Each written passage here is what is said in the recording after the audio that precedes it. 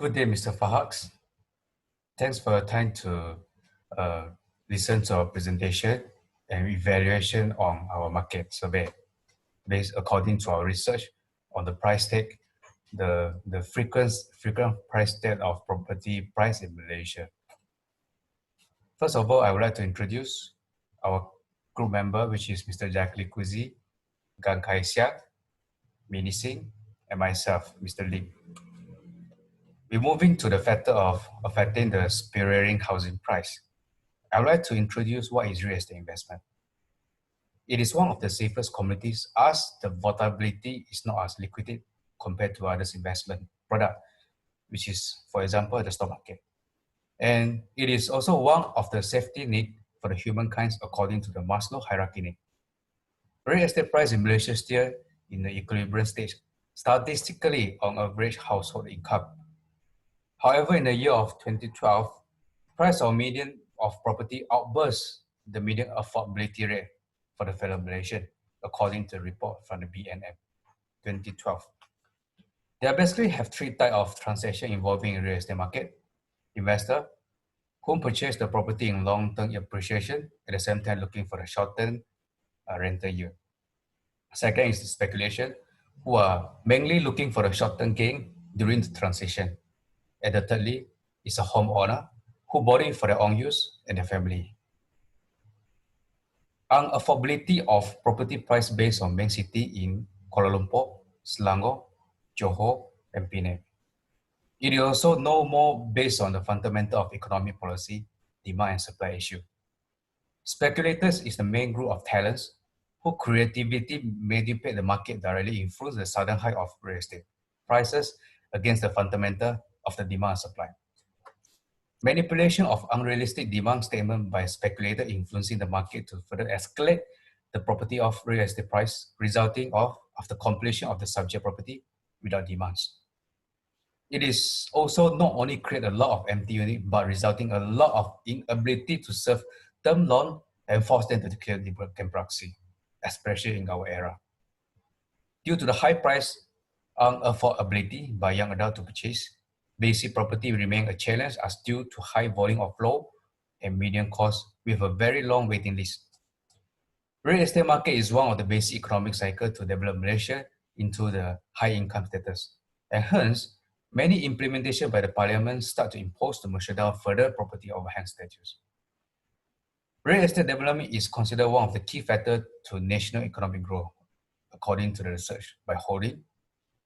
Speculation had boosted the investor confidence to invest in tangible asset, had triggered property developer to continue build more as a result of sudden high of demand and the sales, especially during the year 2012 onward. With attractive package such as developer interest bearing scheme, DIBS,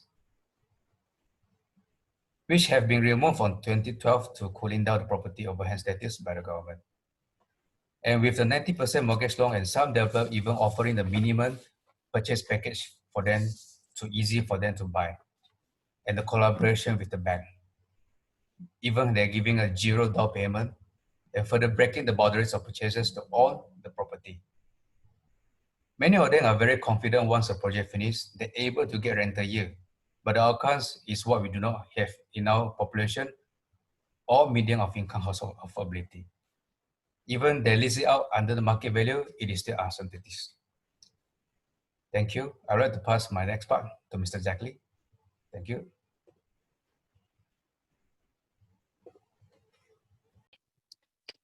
Thank you, Johnny. And next, we will go to the solutions and Pareto improvement by the government. Next. Placing more terms and restrictions on buying second home or more. More often than not, the main factor for the rapidly rising housing prices is due to the increase in numbers of speculations on the price of property. These speculations are usually ignited and spread to the public by the speculators that have the financial capabilities to purchase multiple units of houses. These speculators usually purchase multiple units at once and then resell those units at an increased price value later on. In order to prevent this issue from getting worse, the government has introduced policies and imposed restrictions on the purchase of multiple units. For example, the state of Selangor. The state of Selangor has imposed a restriction on home buyer that they can only buy houses less than 4 units. This is to prevent speculators from controlling the property market and also to give equal chances for normal home buyer to purchase their house. All right, next. Moratorium or prevention of quick flip. The Malaysian government also has taken various types of measures in order to control the rapidly rising prices of houses in Malaysia. One of the effective measures was the placing of moratorium on the quick transfer of certain types of properties. Speculators that has the capabilities to purchase multiple units are always looking for a quick flip. In order to prevent this from happening, the government has prevented a transfer of ownership within a specified minimum period of time. For example, the Affordable Housing Scheme PRIMA. This scheme was created in order to provide an affordable housing for ordinary home purchaser. But the speculators are taking advantage of the low launching price of PRIMA housing, and then they would try to purchase those houses and make a quick flip on their purchase. Therefore, to prevent this, the government has imposed a minimum 10-year period of non-transferable ownership of PRIMA housing. The transaction of PRIMA houses will be slowed down to the point that any speculations on the price of the houses is redundant. All right, next, we will go to the Government Revocation of Developer Interest Bearing Scheme, or DIBS for short. There are various schemes that were introduced in order to rejuvenate the property sector.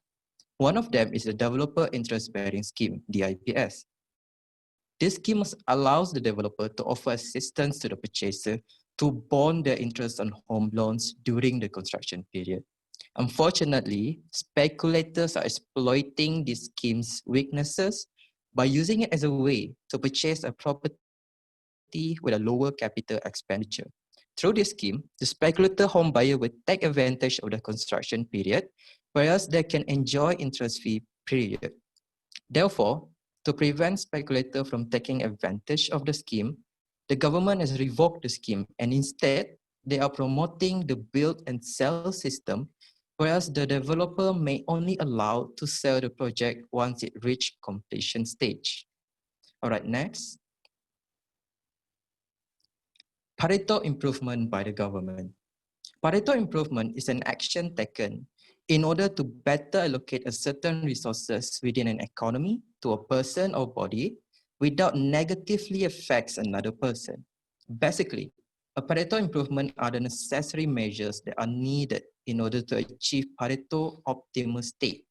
Whereas there is no longer Pareto improvement is needed and all the resources are correctly positioned.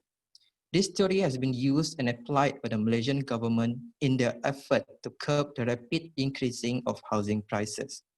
Even though Malaysia has yet to achieve a Pareto efficiency state, but the government has been working tirelessly to create efforts for Pareto improvement.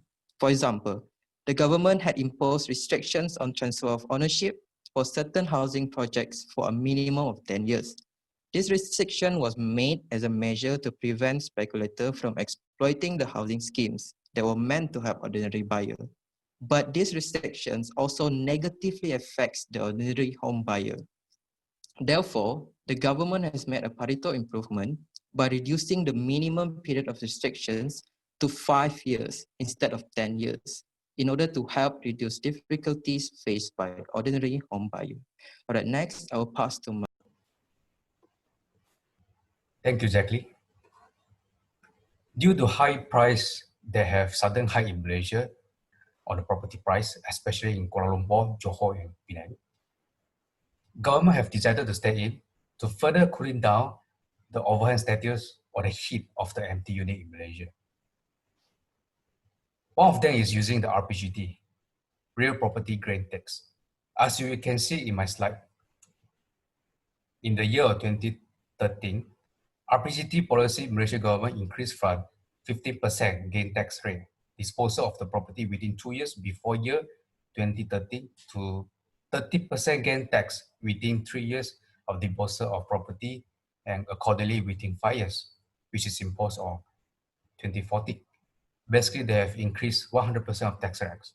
From this, they really hope to get a cooling down of this sudden heat of buying trend from the speculator to further influence the amateur investor. Second, government also imposed on foreign investor or purchaser minimum purchase price. As you know, Malaysia is one of the most affordable country to own property in the Southeast Asia region with one of the best infrastructure in the world. They have a lot of amenities. And recent purchases from foreigners significantly increased beginning in the year 2014, according to the research from the Export 2017.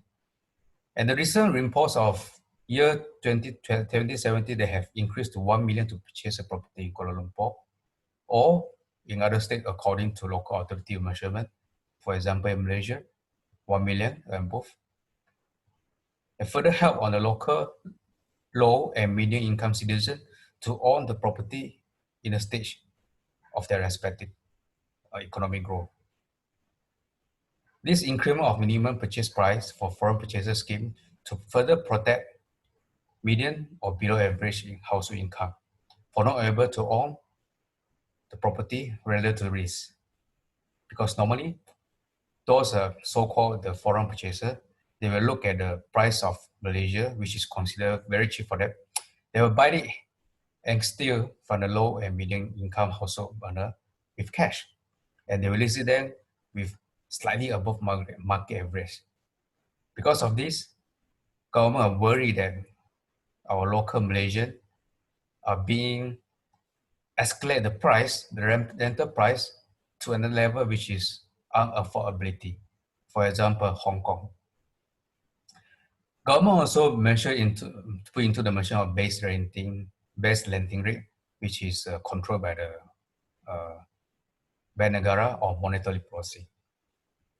Overnight policy rate movement is a main factor to control base rate in the long interest offered by the financial institution. Base rate play a very, very important significant role in country monetary policy, as well as to control the number of people interested in getting loan, especially mortgage loan. If OPR increase in point directly, the base rate increase significantly will increase trigger potential borrower to either to proceed with or on hold based on the basic psychological behavior. OPR is not only the effected to mortgage loan and overall loan offer from financial institution. Overall study have to be made generally to impose measure to mortgage loan base rate. And recently they have come up with this new solution in the proposed stage to the government, which is a vacancy tax on developer on a high-end segment. Because of this, a lot of developers, they try to build a lot of property with a high price, and they're selling the concept as a high-end product. As a result of this, they sell above average market price. And many people who are in Malaysian fellow are unable to afford it. And they are really looking forward for the foreign purchaser. But because of this, the sudden high of the property price, they are getting lesser and lesser demand for the foreign purchaser to purchase it. Choose, because of this impulse, government really hope that they can really cool down those development projects which is going into the planning stage. As you know, Malaysia have no control on development, especially on real estate. It is one of the communities or the development that can really boost out of the economic growth in Malaysia. That's my presentation on how the government policy going to cool down in Malaysia property market. And next, I would like to pass it to MHENY to continue the subject. Thank you so much. Hello. So I'll be presenting the types of urbanisms there are. So we have chosen empirical urbanism, we have chosen smart city urbanism, and we have chosen the other one is visionary urbanism. So I'll be presenting empirical urbanism, okay? So basically this urbanism stresses the investigation of complex geographic, financial, morphological, and authentic components of urbanism. This urbanism permits one to learn a greater amount of urbanism practice that really works within the current city frameworks. This urbanism works on using its resources to its very best compared to changing it. Okay, what this means is that this type of urbanism, they work on the city. So in the city, how can they work on the very best without using external factors to improve their city? So they try to use what is already in the city to improve their frameworks. Okay, so to improve their framework, how they are producing, however they are working, or however they are moving around, however they are working on, and everything in the city, instead of going outwards and searching for better, instead of going outwards and searching for external factors to improve their cities. So the weaknesses that this kind of urbanism really has is that it would diminish the proceedment or the movement towards an advanced city compared to the rest of the world. Okay, so some of the weakness in this urbanism would be the advancements following the rest of the world. By only limiting to the resources already provided by the city itself, it is very, very hard to advance further. In this sense, the city's capacity to function even more effectively is greatly reduced, which means if now a city is not going for external factors, for example, now if a different city or different country already has the technology to improve their country to make it more productive, to make it more effective, if like, for example, a small town or city refuses to take that technology advancements, it will actually be really redundant for the country or for the city to advance further. So this is just basically what the empirical urbanism means. So please next. So this is a case study by Duck and Cover in New York, USA. So basically, Duck and Cover is basically by a retail company, okay, by Target. So Target is a retail company in US that sells a lots of different types of products and items, right? So this project was actually strategically created. This project was actually created aiming under the supplied urban characteristics of region. It has billboard, landscape, and they also use activated surface all together as an advertisement strategy. But however, this project did not proceed. It's still unbuilt for some reasons that until now, like even I was searching everything, I couldn't find it. However, this project, they strategically try to advertise their company by using 3 different characteristics. Okay, so first is the region, that's the place. Second is the billboard. That means the whole. If you go back to the previous slide, you can see the whole imagery is actually the target design. The target design is actually the red dot. So you can see on the image itself, it's all red, and if you look at the sky view, it's actually a red dot. It's a target sign. So next, okay. So this actually means that they use it. They use the whole advertisement. It's also advertising the whole project as a marketing technique as well. So the landscape also, they use it because you can see the landscape actually initially it was just a normal land, but then they use that land itself to build the whole structure of the project. All right. However, it's still unbuilt, but however, they have already successfully mimicked this project in a few other states in America. All right. So thank you. So this is my presentation for this part. So I'll be moving forward to presenting to KUJI to proceed forward with the other types of urbanism. Thank you. Okay. Hi, I'm KUJI.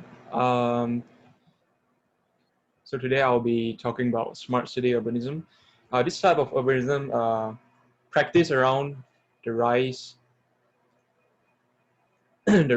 of inserted innovation, remote sensing, pervasive processing, and independent versatility inside 20th and 21st century urbanism.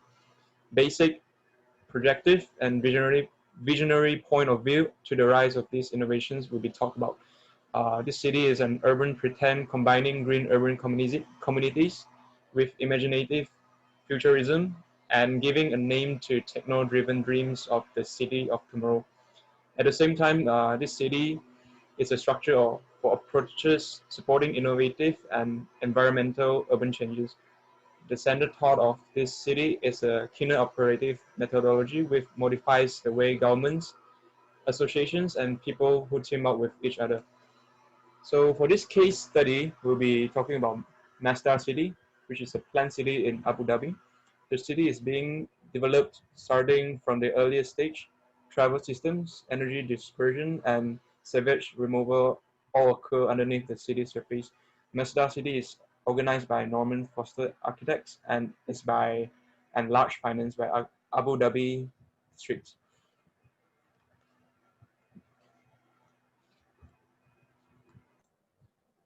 For visionary urbanism is a form of urbanism that attempts to project alternate future developments beyond our current capability. With visionary urbanism, we are building cities that are based on the social needs, the cultures, improved residential quality, such as schemes that connected to skilled routes by use, local shops, community schools, parks, playgrounds, open areas, and neighborhood social interaction. Over the 20th century, utopian urbanism is also structured city areas through the connection between the plan, operation, and the framework, whereby residential areas were often segregated and linked by a network of routes from the business areas. Thank you.